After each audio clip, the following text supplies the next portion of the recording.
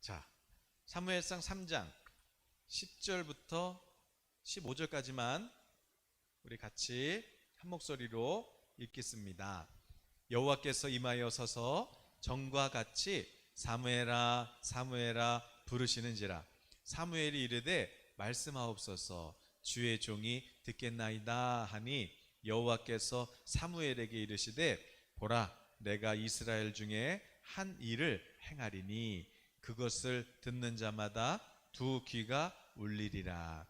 내가 엘리의 집에 대하여 말한 것을 처음부터 끝까지 그날에 그에게 다 이루리라. 내가 그의 집을 영원토록 심판하겠다고 그에게 말한 것은 그가 아는 죄악 때문이니, 이는 그가 자기의 아들들이 저주를 자청하되 금하지 아니하였음이니라. 그러므로 내가 엘리의 집에 대하여 맹세하기를, 엘리 집의 죄악은 제물로나 예물로나 영원히 속죄함을 받지 못하리라 하였노라 하셨더라. 사무엘이 아침까지 누웠다가 여호와의 집의 문을 열었으나 그 이상을 엘리에게 알게 하기를 두려워하더니. 자, 오늘 꿈과 환상 이야기예요. 여러분, 모든 66권의 성경의 주제는 어디 있다고요? 1장에 있다고요. 그러면 사무엘상에도 주제는 1장에 있겠네요. 그 사무엘상 1장에는 무슨 얘기 나와요? 엘리 제사장 얘기 나오는데, 사사시대잖아요. 하나님 왕이 없었어요. 자기 소견에 오른 대로 사는 그 시대예요. 그때 제사장인 엘리 역시 하나님의 음성을 듣지 못했어요. 꿈과 환상을 보지 못했어요. 그런데 그때 기도하는 여인이 있었으니, 한나라는 여인이 있었습니다. 그래서 아니, 남들은 애기 잘도 나는데 한나는 왜 이렇게 못 나는 거예요? 그래서 한나는 너무 억울하고 분통했어요. 그래서 뭐 억울해서 교회 왔어요. 그래서 교회에서 난 뭐예요? 막 그래서 막 기도했어요. 기도했는데 제사장이 술 취한 줄 알았어요. 분별이 안 되는 것이지요. 그래서 왜 낮부터 술 먹고 그래? 그랬더니 이 시간에 누가 술을 먹어요? 기도 제목이 있어요. 기도해 주세요. 뭔데? 아기가 없어요. 아니, 난 또 뭐라고? 하나님이 창조주 아니시니? 기도해. 그러면 하나님이 아기 주실 거야. 그랬어요. 그런데 한나가 그 지나가는 엘리 목사님 말에도 아멘 했어요. 사랑하는 여러분, 우리 목사님들이 아무리 엘리처럼 부족해도 한나 우리 성도님은 그 목사님의 아이, 애기 하나님은 주실 거야, 그 말에 아멘 했더니 하나님께서 주셨어요. 그러므로 그렇게 하나님이 들으셨다. 그게 뭐예요? 사무 들으셨다. 엘 하나님께서 그렇게 기도 응답으로 낳은 자식이 누구예요? 사무엘이에요. 오늘 꿈과 환상 얘기인데 갑자기 사무엘 얘기했는데, 오늘 그 어린 사무엘을 하나님이 약속한 대로 그 엄마가 성전에다가 바쳤어요. 그래서 성전에서 제사장하고 같이 사는 것이죠. 근데 그 어린 소년 사무엘에게 하나님께서 찾아오신 거예요. 그리고 사무엘을 부르신 거예요. 그리고 하나님께서 이 사무엘에게 무슨 말씀을 하세요? 사무엘에게 사무엘아 사무엘아 이렇게 이제 불러요. 그런데 이제 자다가 사무엘이, 이게 자다가 꿈에 말씀하신 거라는 걸 어떻게 알 수 있어요? 15절에 알잖아요. 아침까지 자다가 깬 거예요. 그러니까 자다가 이제 꿈에 사무엘아 사무엘아 이렇게 몇 번 하나님이 말씀하셨는데 사무엘이 못 알아들은 거죠. 그래서 일어나가지고 제사장님 혹시 저 불렀어요? 누가 저 부른 것 같았는데 안 불렀는데? 그래서 이상하다. 그리고 또 잤는데 사무엘아 사무엘아, 그런데 이제 저 부르셨어요? 안 불렀는데? 그러더니 야야야, 너 사무엘아 사무엘아 세 번이나 불렀어요. 그래서 저 부르셨어요? 안 불렀는데? 그랬더니 엘리 제사장이 아무리 기도 안 해도 알아요. 야, 이거는 하나님이 너 부르시는 것 같아. 만약에 한 번 더 하나님이 널 부르시거든, 네 하나님 저한테 말씀해 주세요. 제가 듣겠습니다. 제가 하나님의 종입니다. 이렇게 얘기하라는 거예요. 그래서 주님 여호와여 말씀하옵소서, 주의 종이 듣겠나이다 하라. 그래서 이제 또 잠들었는데 하나님께서 사무엘아 사무엘아 부르신 것이에요. 그래서 꿈을 통해서 하나님께서 지금 무슨 얘기 하시는 거예요? 새로운 시대가 이제 전환이 됐다. 새 시대가 이제 시작됐다.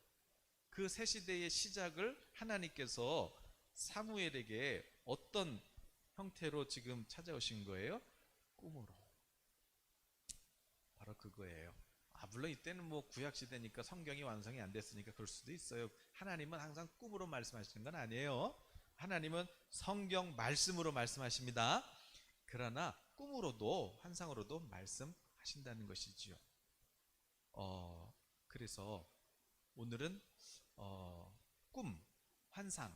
그런데 꿈이나 환상이요, 이게 이제 우리는 잘 모르는데 그 신학자들이 그래요. 신학자가 우리는 잘 모르지만 이 유대인들에게 있어서 특히 이 구약 시대 때 꿈이나 환상을 통해서 이거를 꿈, 환상 이걸 뭐 구별하는 것이 아니라 이걸 상호 교환적으로 사용했대요.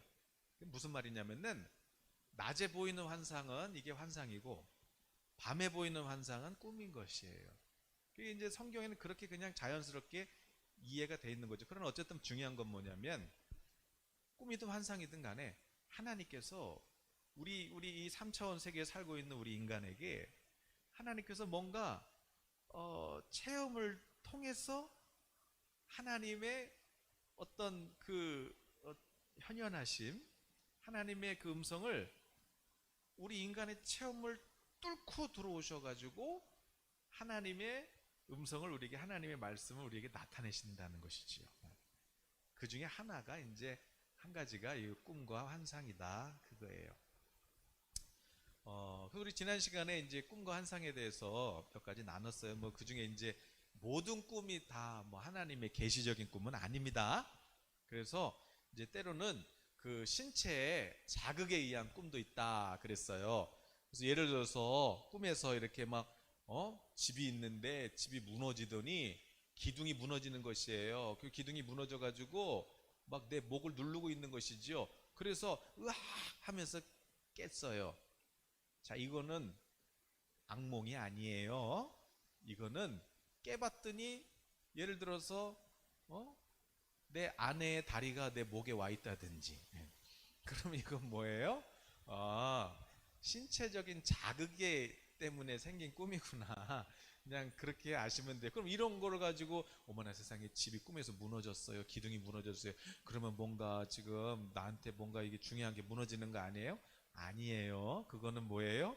그냥 신체 접촉에 의한 자극을 줬기 때문에 꿈으로 그렇게 그냥 그림으로 나온 것이에요. 그런 거는 뭐 해석할 필요가 없겠죠.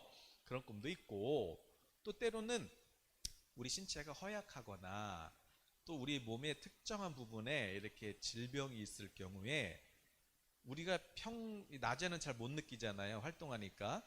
근데 잘 때는 우리 몸에 그 아픈 부분들이 이렇게 자극이 있거든요. 통증이 있단 말이에요.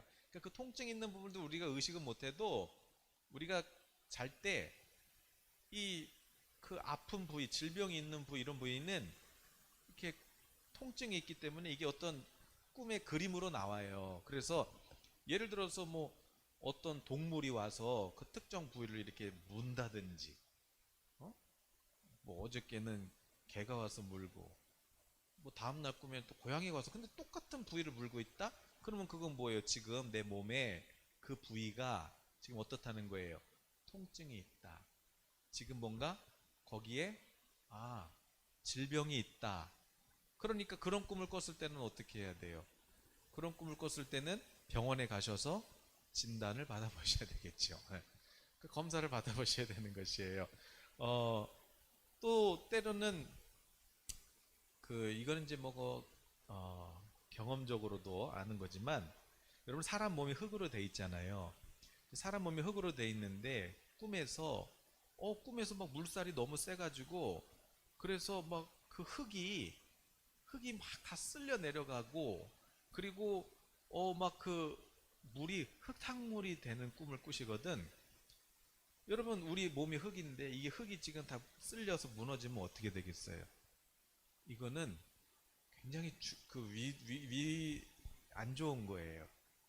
그래서 아, 꿈에서 이게 물이 맑았지가 않구나. 그럴 때 황토물이구나. 그럴 때는 여러분 건강을 특별히 유의해서 이거는 병원을 꼭 가보셔야 되는 것이지요.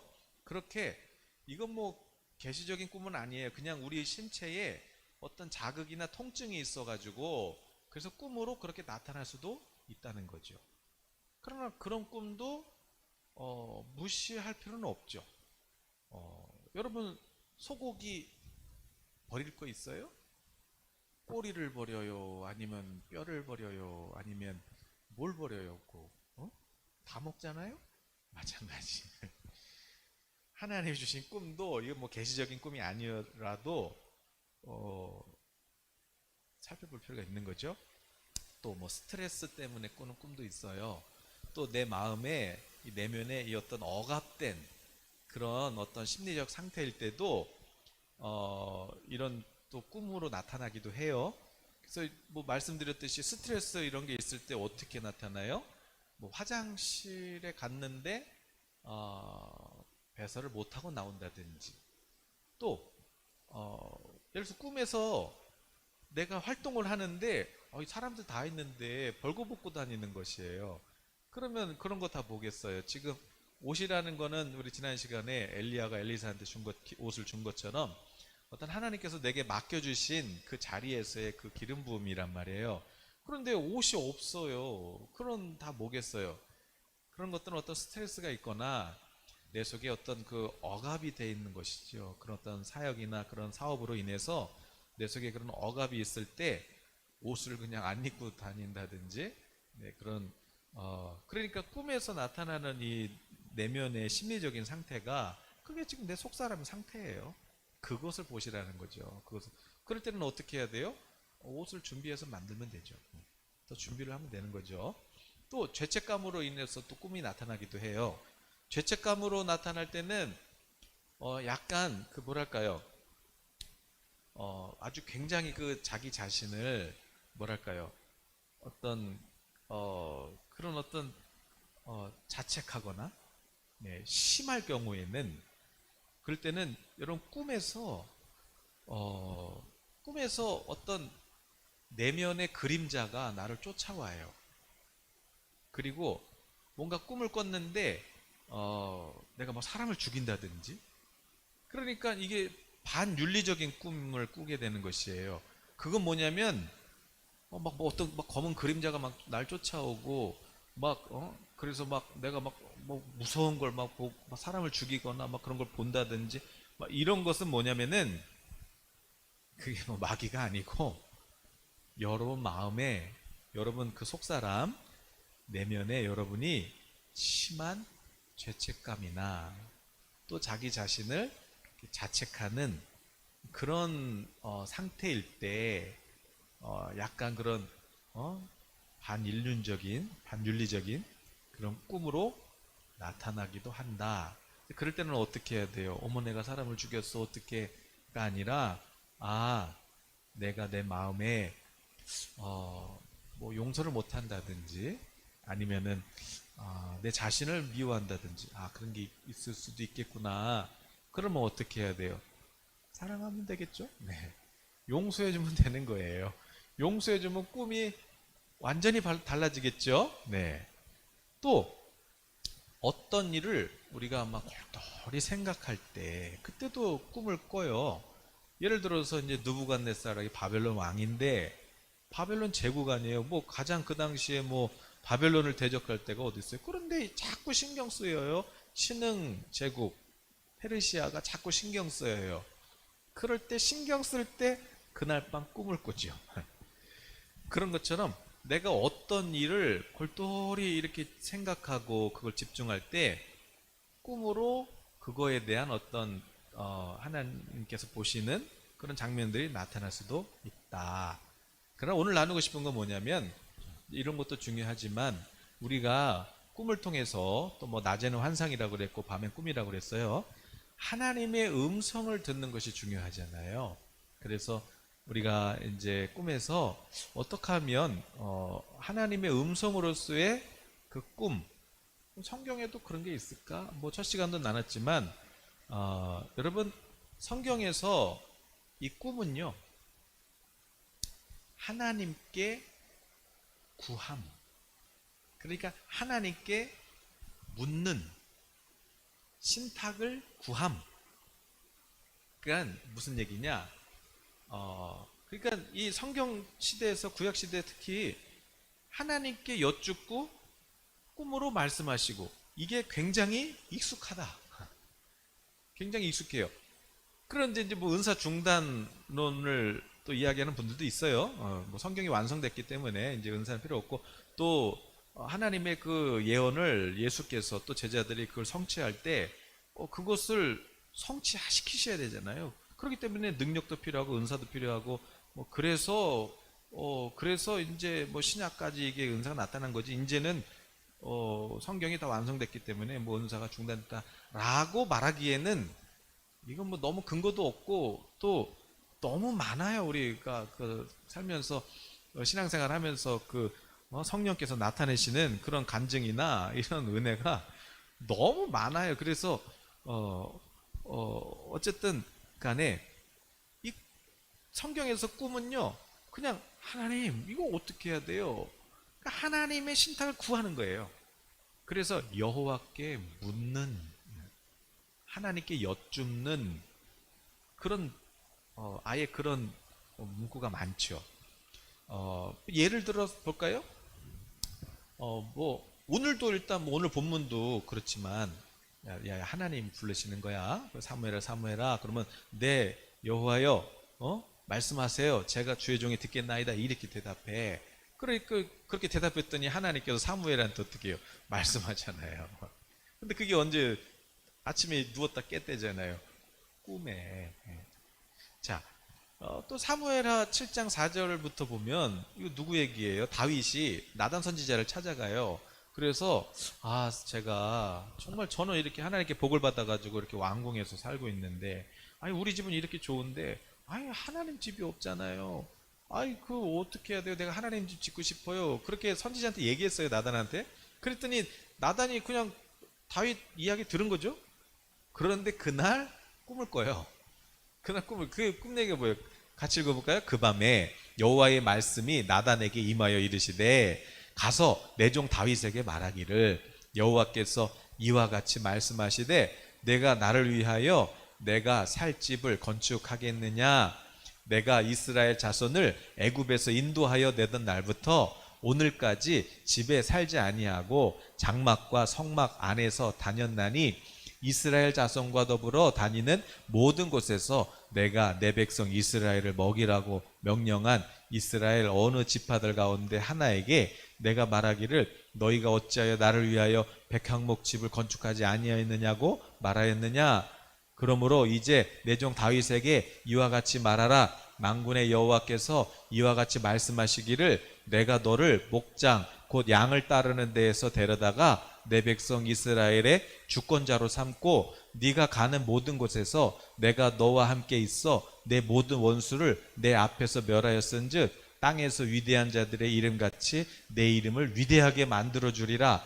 좀 길죠? 내가 또 내 백성 이스라엘을 위하여 한 곳을 정하여 그를 심고 그를 거주하게 하고 다시 옮기지 못하게 하며, 악한 종류로 전과 같이 그들을 해하지 못하게 하여, 전에 내가 사사에게 명령하여 내 백성 이스라엘을 다스리던 때와 같이 아니하게 하고, 너를 모든 원수에게서 벗어나 편히 쉬게 하리라. 여호와가 또 내게 이르노니, 여호와가 너를 위하여 집을 짓고 내 수완이 차서 내 조상들과 함께 누울 때 내가 내 몸에서 날 내 씨를 내 뒤에 세워 그의 나라를 견고하게 하리라. 그는 내 이름을 위하여 집을 건축할 것이요 나는 그의 나라 왕위를 영원히 견고하게 하리라. 나는 그에게 아버지가 되고 그는 내게 아들이 되리니, 그가 만일 죄를 범하면 내가 사람의 매와 인생의 채찍으로 징계하려니와, 내가 내 앞에서 물러나게 한 사울에게서 내 은총을 빼앗은 것처럼 그에게서 빼앗지는 아니하리라. 내 집과 내 나라가 내 앞에서 영원히 보존되고 내 왕위가 영원히 견고하리라 하셨다 하라. 나단이 이 모든 말씀들과 이 모든 계시대로 다윗에게 말합니다. 근데 이거 언제 얘기한 거예요? 나단 선지자한테? 꿈에. 이걸 다 읽은 이유는 뭐냐면, 꿈에 하나님께서 이게 나단한테 그런 거예요. 야, 다윗한테 이렇게 얘기해. 그리고 다 그거 일어나서 어떻게 한 거예요? 이게 성경에 지금 쓰였으면은 선지자가 다 적은 거 아니겠어요? 예. 이거예요. 그러면 여러분한테는 이렇게 하나님이 길게 얘기 안 하실까? 예. 물론 이렇게 성경을 계시를 너 빨리 성경 써라. 이거는 이단이에요. 그러나 하나님께서 여러분 오늘 이렇게 꿈에서 약속한 대로 하나님이 다윗과 그 후손 그래서 역대기에 그 역대 왕들 열왕기와 이 대조가 되잖아요. 바로 약속 때문이 아니겠어요? 하나님의 꿈으로 하신 약속인데 이거 지키시려고 하나님께서 그렇게 이루어 가시는 거예요. 뭐 워낙 많죠. 여러분 잘 아시는 그 사사들 중에 기드온 있잖아요.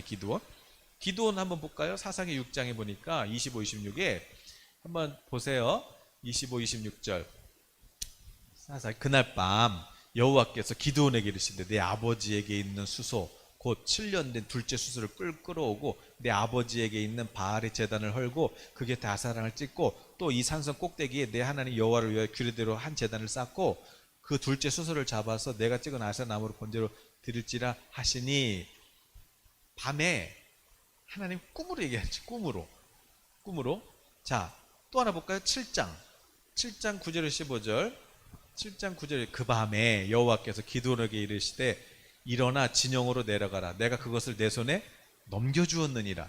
만일 네가 내려가기를 두려워하거든 내 부하 부라와 함께 그 진영으로 내려가서 그들이 하는 말을 들어봐. 그 후에 내 손이 강하여져서 그 진영으로 내려가리라 하시니 기드온이 이에 그의 부하 부라와 함께 군대가 있는 진영 근처로 내려간즉 미디안과 아말렉과 동방의 모든 사람들이 골짜기에 누웠는데 메뚜기 많은 수와 같고 그들의 낙타수가 많아 해변의 모래가 많은 같은지라. 기드온이 그곳에 이른즉 어떤 사람이 그의 친구에게 꿈을 말하여 이르기를 보라 내가 한 꿈을 꾸었는데 꿈에 보리떡 한 덩어리가 미디안 진영으로 굴러들어와 한 장막에 이르러 그것을 쳐서 무너뜨려 위쪽으로 엎으니 그 장막이 쓰러지더라. 그의 친구가 대답하여 이르되 야 이는 다른 것이 아니라 이스라엘 사람 요아스의 아들 기드온의 칼이라. 하나님이 미디안과 그 모든 진영을 그의 손에 넘겨주셨느니라 하더라.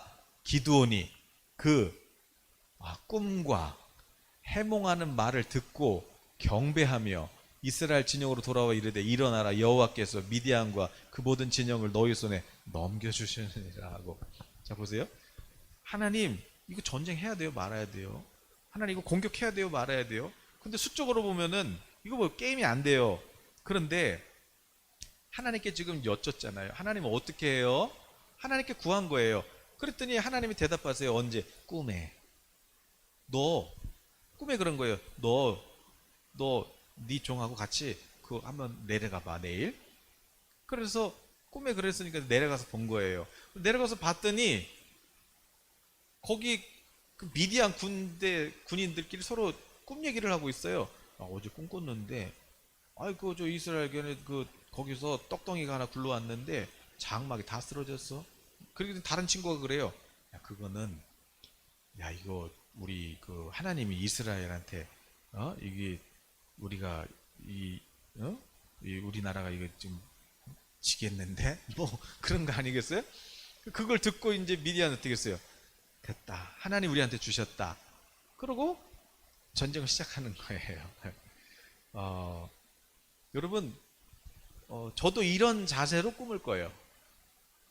여러분 다윗이 뭐 대단한 거 했어요? 정말 하나님 나는 집 좋은데 하나님 집은 뭐야? 근데 그 중심 보시고 하나님이 너무 좋아가지고 내가 언제 집 져달래디? 응? 내가 언제 뭐 있을 곳이 없어서 너 왜 백향목 내 집 안 만들어서 내가 언제 그랬디? 응? 걱정하지 마. 내가 이제 네 집 지어줄게. 응? 그러시잖아요. 그러니까 여러분 하나님이 원하시는 거는 황소도 아니고 하나님 원하시는 거는 뭐 대단한 게 아니에요. 하나님 원하시는 게 뭐예요? 여러분 마음. 어떤 마음? 진실된 마음. 하나님을 향한 그 관심. 여러분 그 관심만 드려도 그 욥기서 우리 첫 시간에 왜 하나님의 음성을 못 들어요? 하나님 말씀하시고 또 말씀하시는데 관심이 없어서. 하나님한테 관심만 줘보세요. 관심만 줘도 여러분 꿈이 달라져요. 꿈이 달라져. 이사야 한번 보세요. 이사야가 그래요. 이사야 26장 9절에 이사야 26장 9절에 밤에 내 영혼이 주를 사모하였은지 내 중심이 주를 간절히 구하오리니 이는 주께서 땅에서 심판하시는 때 세계 거민이 의를 배움이니이다. 밤에 그러니까 선지자가 다른 거예요. 밤에 내 영혼이 밤에 꿈에도 주를 사모해요. 내 중심이 주를 구해요. 여러분 꿈에서 주님을 구하고 계세요? 아니면 꿈에서 화장실도 못 가고 계세요? 꿈에서 변비 걸렸어요? 아니면은 막 무서운 악몽 꾸세요? 아니면 꿈에도 하나님을 갈망해요? 호세아 보세요. 호세아. 이거 선지자들 다 보세요. 호세아 4장 4절 볼까요? 호세아 4장. 그러나 어떤 사람이든지 다투지도 말며 책망하지도 말라. 내 백성들이 제사장과 다투는 자처럼 되었다. 이게 좀 잘못 찾았나 봅니다. 그러나 지금 호세아서 4장이 무슨 얘기냐면은 특별히 하나님께서 밤에 밤을 걸쳐서 하나님이 일하세요. 미가야 한번 볼까요? 미가. 자, 그러므로 너희가 밤을 만나리니 이상을 보지 못할 것이요 어둠을 만나리니 점치지 못하리라 하셨나니 이 선지자 위에는 해가 져서 낮이 캄캄을. 그러니까 이건 뭐예요? 밤에 꿈이 없고 이상이 없는 이것은 뭐예요? 하나님의 계시의 부재. 이게 뭐냐면 그러니까 하나님의 은혜가 떠난 상태, 하나님의 임재가 없는 상태가 뭐냐면 꿈이 없는 상태. 그렇게 그림을 그리고 있어요. 스가랴 내가 밤에 보니 사람이 붉은 말을 타고 골짜기에서 화석류 나무 사이에 섰고 그 뒤에는 홍마와 자줏빛 말과 백마가 있기로. 이것도 뭐예요? 하나님의 말씀이 자신에게 임한 때를 묘사하면서 하나님 말씀이 내게 임했어. 그러면서 뭐라고? 내가 밤에 봤대요. 밤에 뭘 보겠어요? 꿈을 꾼 것이지요. 이렇게 하나님께서 특별히 어떤 밤이라는 시간은 하나님의 음성을 듣거나 혹은 하나님의 어떤 그런 계시의 증거를 기대했던 시간이 언제였냐면 그 밤 시간이었어요. 성경에서. 물론 낮도 마찬가지예요. 낮도 여러분 기도하시면서 그냥 주여 하고 그런 예화도 있잖아요. 무거운 짐을 그냥 아주 무겁게 들고 와서 기도할 때 교회에다가 또 내려놓고 하나님 너무 무거워요. 내려놔요. 그러고 기도하고 이제 나갈 때는 어떻게 해요? 그걸 다시 또 들고 가요. 그러면 어떻게 돼요? 하나님이 어떠시겠어요? 기도할 때도 여러분 하나님께서 내게 말씀하신다는 그 확신을 가지고 기도하셔야죠. 예를 들어서 베드로 볼까요? 베드로 사도행전 10장 10절에 보니까 그가 시장하여 먹고자 하며 사람들이 준비할 때 황홀한 중에 옥상에서 기도할 때 점심시간이었잖아요. 근데 밥 먹기 전에 옥상에서 기도한 거예요. 그때 하나님께서 환상을 열어주시죠. 또 22장에 보니까 후에 내가 예루살렘으로 돌아와서 성전에서 기도할 때 황홀한 중에, 이거 지금 사도 바울이 자신의 구원 간증하는 건데, 내가 성전에서 기도할 때 황홀한 중에 봄에 주께서 내게 말씀하시되 속히 예루살렘에서 나가라. 그들은 내가 내게 대하여 증언하는 말을 듣지 아니하리라 하시거늘. 자기가 어떤 그런 간증 속에서 하나님의 음성을 들은 것을 간증하는데 기도할 때 환상을 보게 된 것이죠. 그러니까 여러분 기도하실 때 하나님께서 내게 하나님은 말씀하시고 또 말씀하신단 말이에요.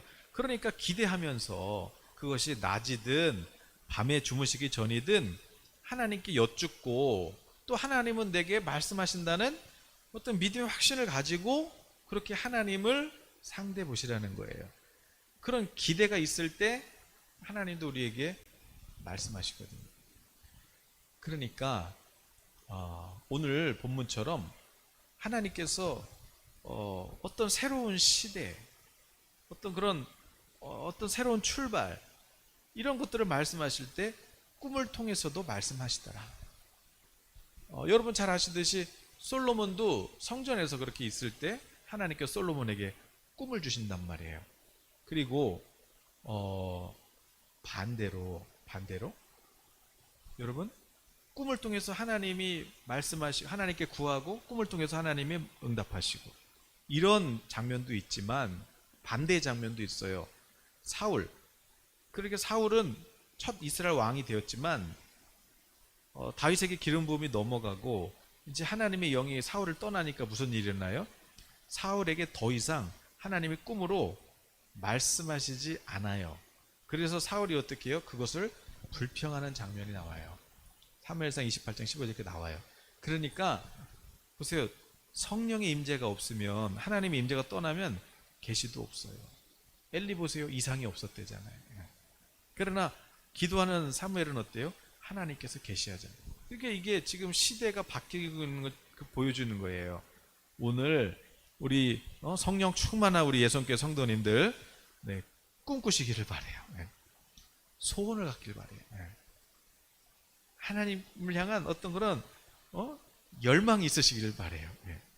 성령이 주시는 선물이에요. 자, 하나님의 음성을 꿈으로 들을 수도 있다.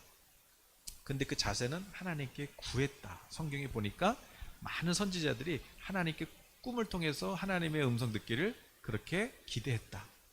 오늘 우리 성도님들도 기대하시길 바래요. 네. 또 한 가지 나눠볼 건 뭐냐면 두 번째로 꿈에서 그 의미가 아주 명백한 꿈도 있고요. 반대로 희미한 꿈도 있어요. 예를 들어서 요셉 이야기 아시잖아요. 그래서 요셉이 꿈을 꿨어요. 11별이 절하고 11곡식단이 절하고.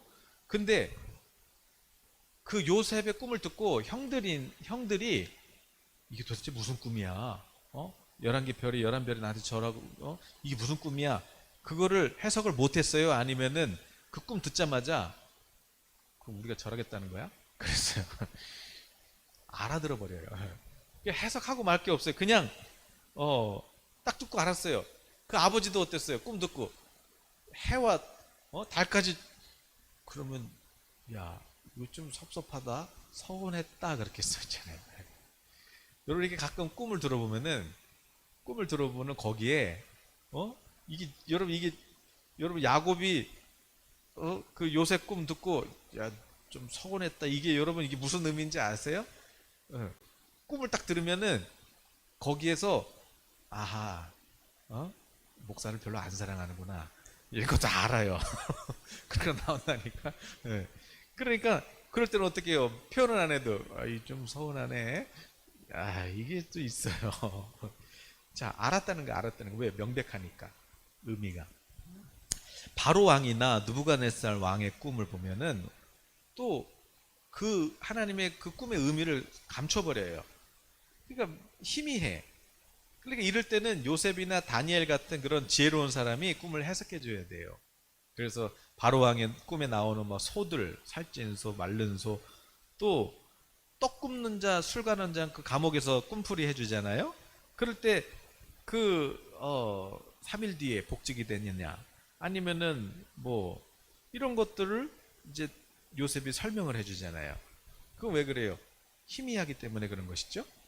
또 바로의 꿈 같은 경우는 하나님께서 이거 진짜야, 이거 반드시 일어난다, 그거를 확실하게 보여주시려고 그 꿈을 2번이나 반복으로 끄잖아요. 소랑 또 뭐예요? 소랑 뭐였지? 소가 잡아먹고 아무튼 2번 반복적으로 끄죠. 베드로의 환상 같은 경우도 짧은 환상이지만 지금 천국 복음이 유대인에게서부터 이방인으로 이렇게 넘어가는 이게 엄청난 중요한 사건이거든요. 그것을 하나님께서 그 중요성을 강조하시려고 복음의 문이 이방인에게 열리는 걸 그 중요함을 그거를 하나님께서 나타내시려고 3번이나 환상을 보여줘요. 그리고 나서 나중에 이제 고넬을 막 찾아오고 그러고 나서 이제 복음이 이방인에게도 가는구나, 동일하게 성령을 받는구나, 그 의미를 이제 나중에 깨닫게 되죠. 어쨌든 심지어 그 느부갓네살 왕은 자기가 꿈꾼 거 해석 플러스 자기가 꿈꾼 거 잊어버렸으니까 니네가 무슨 꿈 꿨는지 알아맞혀, 그렇게 얘기하잖아요. 그래서 다니엘이 또 알아맞추죠. 그렇게 명백하게 나타나실 때도 있고 희미할 때도 있고 그런 것이에요. 오늘 우리도 마찬가지예요. 꿈 얘기를 많이 하신 분이 없어서 그러는데, 예를 들어서 꿈에서 접시가 쌓여 있다. 이거 뭐겠어요? 꿈꾼 사람은 알죠. 어떻게 알아요? 내가 붓배집 하잖아요. 그러니까 접시 쌓여진 건 뭐겠어요? 아, 내 일이구나. 그거를 딱 감으로 온단 말이에요. 근데 이제 조금 더 자세히 보면은, 그걸 조금 더 세밀하게 보면은 거기서 얻어낼 게 너무 많거든요. 근데 왜 접시가 한 접시가 아니라 왜 한 줄이 아니라 두 줄이야? 그리고 또 거기에서도 조금만 더 관심을 갖고 보면은 많죠. 네. 그런 거예요. 그러니까 여러분, 그냥 아유 어려워요, 힘들어요, 그러고 그냥 넘어가지 말고 하나님께 기대함으로 구해보세요. 그리고 그거를 좀 이렇게 자세히 하나님은 나한테 말씀하시고 또 말씀하시니까, 그 말씀하시는 거 아까 이사야나 선지자들 보세요. 하나님의 꿈으로 얘기한 거 지금 다 성경에 있는 거 아니겠어요? 그렇게 긴 내용을 다 적어놨잖아요. 그러므로 우리 성도님들도 꿈이든 응답이든 감동이든 그냥 지나가지 말고 적어놓으세요. 자, 세 번째 꿈의 종류 한번 보고 이제 실제적인 거 잠깐 나누고 마칠게요. 자, 세 번째, 사탄으로부터 온 꿈도 있어요. 그럼 여러분, 이 사탄으로 왔다 그래서 여러분 사탄이 꿈을 만드는 거 아니에요. 오직 창조주는 하나님 뿐이세요. 꿈을 만드실 수 있는 분은 하나님이시죠. 꿈을 누가 만들어요? 하나님 만드시죠. 그런데 이제 사탄은 뭐예요? 거기 끼어드는 거예요. 중간에. 그러므로 우리가 잠들기 전에도 우리 마음을 지켜야 되는 것이죠. 자, 사탄으로부터 온 꿈이 있어요. 근데 이 꿈은 뭐냐면 속임수예요. 그래서 뭔가가 약간 이렇게 빛이 꺾인 거예요. 근데 그 사탄으로부터 온 꿈은 어때요? 시편 7편 14절에 보면은 악인이 죄악을 낳음이요 재앙을 베어 거짓을 낳았도다. 여러분 이 말씀 한 절만 보셔도 뭔가 기분이 정말 은혜가 돼요? 아니면 뭔가 두렵고 떨려요? 하나님이 아닌 사탄이 끼어든 꿈은요, 벌써 꿈이 어때요? 두렵고 떨려요. 여러분 꿈에서 두렵고 떨림이 있으시다면 하나님이 그런 마음 주실 때도 있어요. 하나님께서 근데 주시는 그 두렵고 떨리는 마음은 달라요. 그게 기분 나쁜 게 아니라, 아, 내가 정말 하나님 앞에 제대로 해야 되겠구나, 이렇게 뭔가 사랑으로 느껴져요. 그런데 마귀가 끼어든 꿈은 뭐냐면 두렵고 떨려요. 그러니까 여러분 두렵고 떨리는 꿈을 꾸셨을 때는 어떻게 해야 돼요? 아하, 사탄이 끼어들었구나. 그러니까 그거는 어머나 나 이제 이렇게 죽는 거 아니야? 나 이렇게 이제 망하는 거 아니야? 아니다. 이거 지금 속임수 쓰는 거다. 내 마음을 어떻게 해요? 두렵게 하려고. 그러게 이럴 때 사탄아 물러가라. 그리고 그 장면을 어떻게 해야 돼요? 아주 행복한 장면으로 그렇게 여러분 바꿔버리세요. 예. 기도하실 때 그걸 바꿔서 하시면 돼요. 또 속이는 거예요. 속이는 거. 열왕기상 22장에 보니까 여호와께서 그에게 어떻게 하게 했느냐.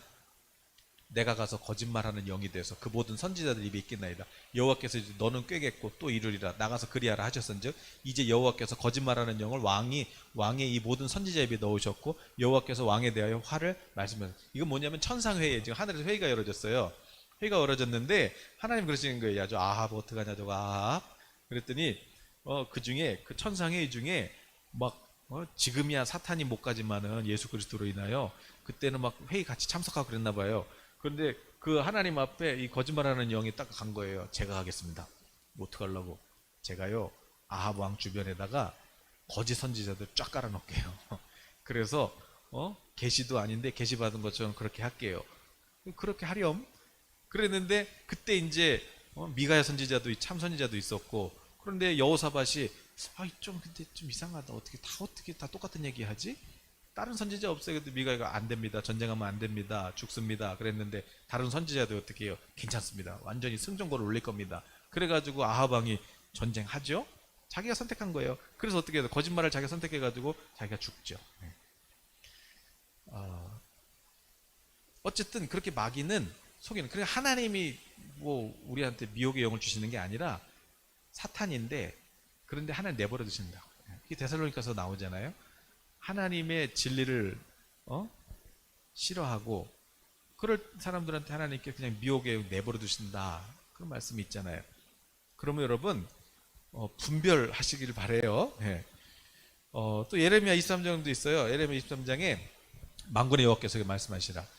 예언하는 선지자 말을 듣지 말라. 그들은 너에게 헛것을 가르치나 그들이 말한 묵시는 자기 마음으로 말미암은 것이요 여호와 입에서 나온 것이 아니다. 그런 것도 있고 또 그들이 서로 꿈꾼 것을 말하니 그 생각인즉 그들의 조상들이 바알로 말미암아 내 이름 잊어버린 것 같이 내 백성으로 내 이름을 잊게 하려 함이라. 이런 말씀도 있고 여호와의 말씀이라 보라 거짓 꿈을 예언하여 이르며 거짓과 헛된 자만으로 내 백성을 미혹하게 하는 자를 내가 치리라. 내가 그들을 보내지 아니하였으며 명령하지 아니하나니 그들은 이 백성에게 아무 유익이 없느니라. 여호와. 가끔 어떤 분들은 우리 교회는 아니지만 아니 자기가 꿈을 꿨대요. 근데 해석을 못 하겠대요. 그러면은 꿈을 그대로 얘기해 줘야 되잖아요. 근데 꿈 내용이 안 좋으니까 약간 좋은 쪽으로 바꿔서 얘기. 그러면 저는 들은 대로 계속 그럴 거 아니에요. 그럴 필요가 없죠. 나쁜 꿈은 나쁜 꿈대로 그대로 우리가 이제 받아가지고 그래서 이거를 이제 믿음으로 우리가 바꿔나가면 되는 거거든요. 그런데 뭔가가 그냥 또 내가 꿈 중에서는요, 내가 너무 하고 싶어가지고 그래서 그 꿈이 마치 하나님 주신 꿈처럼 그렇게 나타나기도 해요. 그건 뭐냐면 하나님 주신 꿈이 아니라 내가 너무 하고 싶을 때 이게 너무 강할 때 꿈으로도 나타날 수 있다는 것이죠. 그러므로 분별해야 돼. 분별. 분별. 그러니까 뭐 어려운 게 아니에요. 분별은 뭐냐? 뭔가 두렵고 떨리고 어둡고 막 그런 건 어떻게 해요? 아하, 이 하나님 꿈이 아니구나. 그럼 어떻게 해요? 이거는 그냥 버리면 돼요. 그리고 하나님이 주신 꿈은 밝고 그리고 심지어 하나님께서 나한테 이렇게 무서운 그런 메시지를 주셔도 그게 무서운 게 아니라 그게 사랑으로 느껴져야 그게 하나님의 꿈이다. 이렇게 기억하시면 되겠어요. 자, 그러므로 제가 또 오늘 여러분에게 나누고 싶은 건 뭐냐면 다니엘 7장 1, 2절이에요. 다니엘 7장 1, 2절 한번 열어줘 보세요. 자, 바벨론 벨사살 왕 원년에 다니엘이 그의 침상에서 꿈을 꾸며 머릿속으로 환상을 받고 그 꿈을 기록하며 그 일의 대략을 진술하니라. 다니엘이 진술하여 이르되 내가 밤에 환상을 보았는데 하늘 네 발에 큰 바다로 몰려 불더니. 자, 다니엘이 잘 때 꿈을 꿨어요. 그래서 그 머릿속으로 그 꿈을 환상을 받은 걸 가지고 그걸 어떻게 했어요? 일어나서 그 꿈을 기록했대요. 그걸 기록하고 선포한 것이에요. 자, 오늘 이거예요. 오늘 여러분 꿈에도 한번 관심을 가져보세요. 여러분들이 꿈을 꾸시고 그리고 그 꿈을 같이 나눠주실 때 그럴 때 이제 제가 이제 이 꿈에는요 보세요. 이런 상징들이 있잖아요. 이게 이런 지금 메시지예요. 라고 이렇게 갈려트려 이제 이게 내 것이 되는 거잖아요. 그러니까 일단 꿈을 기록해. 꿈으로 다 말씀하시는 건 아니고 지금 은사하는 거니까 우리 금요일 날 그렇게 이제 꿈 얘기하는 거예요. 꿈을 기록해서 여러분 그 꿈을 보면서 기도도 해보시고 그 꿈을 보면서 선포도 해보시라는 거예요. 어떤 일이 나타나는가. 뭐 또 우리 장로님 꿈이셨지만 꿈에서 예를 들어서 아들이 나온다. 아들이 뭐예요? 아들이 나올 때는 여러분 우리 자녀들이 나올 때 어린아이나 자녀들이 나올 때 자녀는 뭐예요? 지금 나한테 있어서 가장 소중한 존재가 자녀 아니겠어요? 그래서 꿈에서 자녀가 나올 때는 그 자녀 꿈일 수도 있지만 그 자녀가 아니라 지금 나에게 있어서 가장 소중한 그 일일 수 있다는 거죠. 그래서 그렇게 이렇게 상징으로 보일 수도 있구나 이렇게 보시라는 거예요. 근데 그 자녀가 또 아들이 결혼을 해요. 그럼 결혼식은 뭐예요? 결혼식은 이게 언약이잖아요. 그럴 때는 지금 나에게 지금 내가 소중하게 여기고 있는 이 일에 대해서 어떤 계약이 있구나. 이제 그런 상징들을 이렇게 보시라는 거죠. 그래서 그러려면 어떻게 해야 돼요? 꿈을 정확하게 이렇게 기록하고 그리고 그 안에서 이제 그런 상징들을 이렇게 찾아내 보시라는 거죠. 근데 꿈 안에는 상징이 많아요. 예를 들어서 상징적인 색도 있어요. 컬러. 붉은색도 있고 흰색도 있고. 여러분 꿈이 컬러풀한 거 아세요? 색깔이 있단 말이에요. 그럴 때 이런 거 이제 오늘 못 하겠네. 원래 이거 하려고 그랬는데 시간이 많이 가서 못 하겠네. 자, 색이 있다. 뭐 예를 들면 몇 가지만 얘기하면은 붉은색, 빨간색은 뭐겠어요? 어떤 모든 색깔은 모든 상징에는 다 두 가지 관점이 있어요. 하나는 좋은 쪽, 하나는 나쁜 쪽. 그래서 막 빨간색이 나왔다. 그러면 뭐예요? 좋은 쪽은 어떤 열정이에요. 지금 내가 그 일에 대해 열정이 있구나. 나쁜 쪽은 뭐예요? 나쁜 쪽 해석은 지금 누군가와 내가 지금 갈등이 있는 거예요. 전쟁 상태예요. 색깔이 빨간색이 진할수록 갈등이 심한 거예요. 그걸 어떻게 보면 알 수 있어요? 꿈에 그 다음 장면을 보면은 어떤 사람이 나올 거 아니에요. 근데 그 사람이 지금 나랑 어떤 관계에 있는지를 보시면 되죠. 그러면 내가 어떤 일이 나올 때는 이거 열정을 가져라. 또 그렇게 해석할 수도 있지만 또 지금 또 우리 회사 안에 또 이게 또 분쟁이 있겠구나. 이런 것도 살펴보시라는 거죠. 이게 참 다 하려고는 못하겠네요.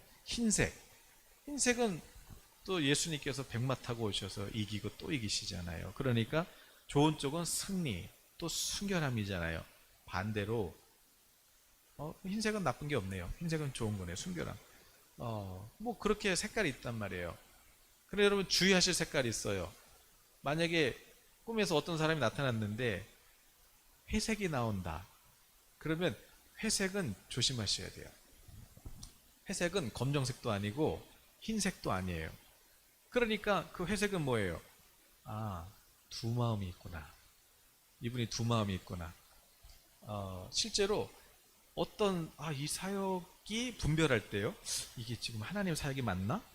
그때 꿈을 꿨어요. 그런데 그 색깔이 뭐냐면 진한 회색이 나오는 것이에요. 섞였구나. 이렇게 분별도 할 수 있는 것이죠. 색깔도 있다. 방향도 있어요. 내가 지금 올라가고 있느냐, 내려가고 있느냐. 올라가는 게 좋겠죠? 내려가는 것보다. 또 왼쪽으로 가냐, 오른쪽으로 가냐. 여러분 예수님은 왼쪽에 양과 오른쪽에 왼쪽에 염소와 오른쪽 양을 예수님은 이렇게 나누세요.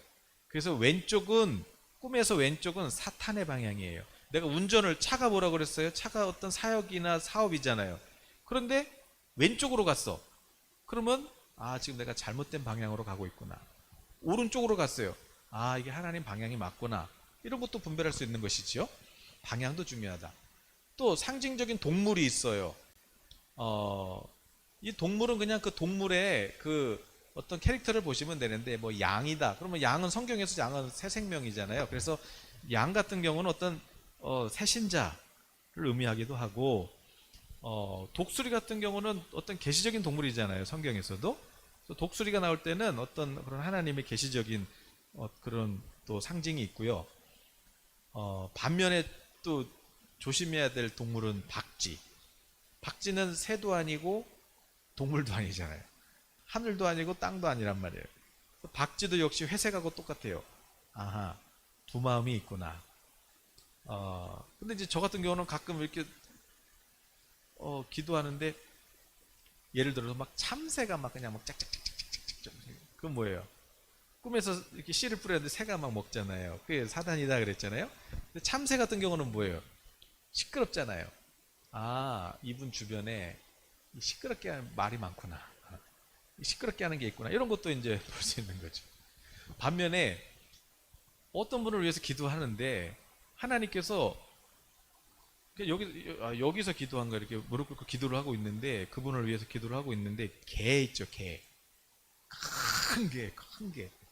근데 큰 개인데 저는 원래 개를 별로 안 좋아하거든요. 근데 큰 개인데 그 개 목을 제가 이렇게 막 이렇게 만지는 그 느낌이 너무 리얼한 거예요. 그랬는데 그런 깼는데 어쨌든 개는 여러분 주인을 끝까지 충성하잖아요. 그래서 개를 보여줄 때는 이 사람 참 충성된 사람이구나.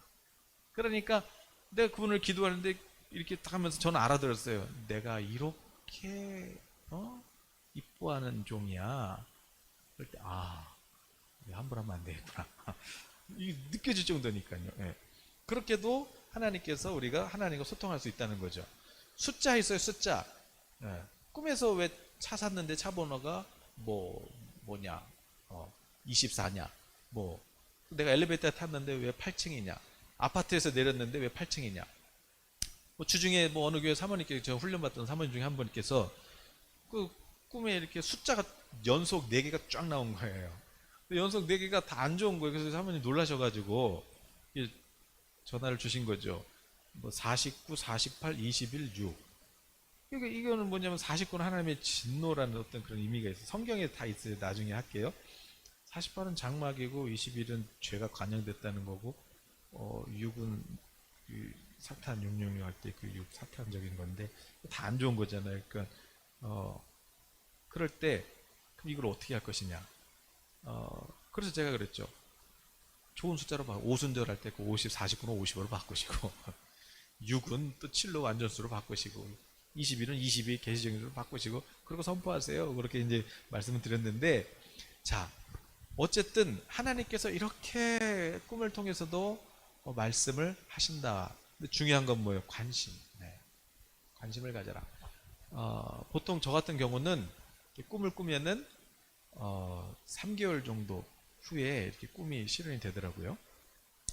어쨌든 여러분 이번 주 숙제, 여러분 꿈을 꾸시고 그 꿈을 기록하셔서 그럼 내 꿈에 어떤 상징들이 나온지를 한번 다시 살펴보시자. 그거였습니다. 오늘 여기까지 할게요. 자, 우리